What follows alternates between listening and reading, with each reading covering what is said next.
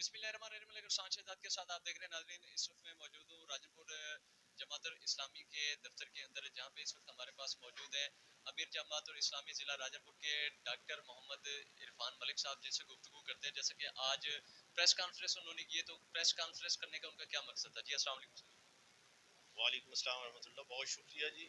اصل میں press conference کرنے کا بنیادی مقصد یہ تھا کہ اب الیکشن ہونے جا رہے ہیں, اسمبلی آن قریب ڈیزالو ہو جائیں گی, تو اس میں ہم جماعت اسلامی کے جتنے بھی سیٹیں ہیں ان پہ سارے اپنے امیدوار لے کے آ رہے ہیں, اور انشاءاللہ جو ضلع راجن پور کے بنیادی مسائل ہیں, سوئی گیس کا مسئلہ ہے, یونیورسٹی کا قیام ہے, انڈس ہائی وے کو ون وے کرنا ہے, مرنج ڈیم کا قیام ہے, میڈیکل کالج اور ویٹرنری کالج کا قیام ہے, یا یونیورسٹی کا قیام ہے, وہ ہماری انشاءاللہ پہلی ترجیح پر ہوں گے ان کے حل کے لیے.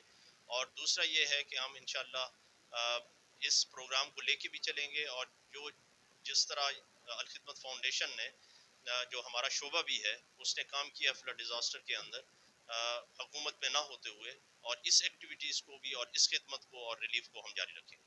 اچھا سر, جیسا کہ الخدمت فاؤنڈیشن کی الحمدللہ جو محنت ہے وہ بھی ہمارے سامنے ہے. دوسرے نمبر پہ سر میرا ایک اہم سوال یہ ہے کہ اگر الیکشن کمیشن کی جانب سے الیکشن نہیں کرائے جاتے تو جماعت الاسلامی کا اگلا لائحہ عمل کیا ہوگا؟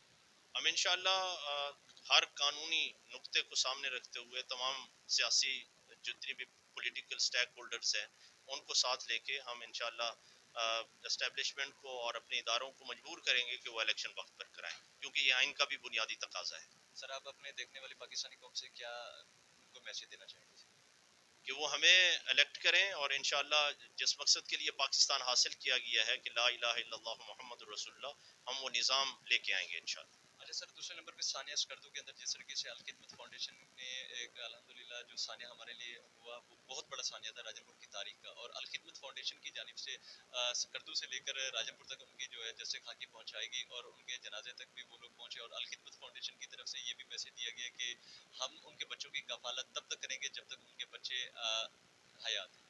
اچھا, تو اس متعلق سر جو یہ ثانیہ تھا, اس متعلق آپ کیا, آپ کے جماعت الاسلامی مکمل جو جماعت ہے وہ اس متعلق کیا رائے رکھتے ہیں؟ جی, یہ واقعی بہت بڑا ثانیہ ہے. اللہ رب العزت ہمارے ان بھائیوں کی مغفرت فرمائے. بس ہم ڈسٹرکٹ راجن پور کے ذمہ دار کی حیثیت سے, جماعت اسلامی کے ذمہ دار کی حیثیت سے, یہی جو میں نے پریس کانفرنس کے اندر بھی بات کی ہے کہ جس طرح ہم نے ایمبولینس سروس فری مہیا کی ہے ان کی ڈیڈ باڈیز کو لانے کے لیے, ہم انشاءاللہ ان کے یتیم بچوں کی کفالت بھی کریں گے, اور ان کے تعلیمی اخراجات بھی اس وقت تک بیئر کریں گے جب تک وہ اپنی تعلیم مکمل نہیں کر لیتے. سر بہت بہت شکریہ. جی ناظرین, جیسا کہ ہمارے پاس ڈاکٹر محمد عرفان اللہ ملک صاحب موجود ہیں جو ضلعی امیر ہیں ملک شان شہزاد راجن.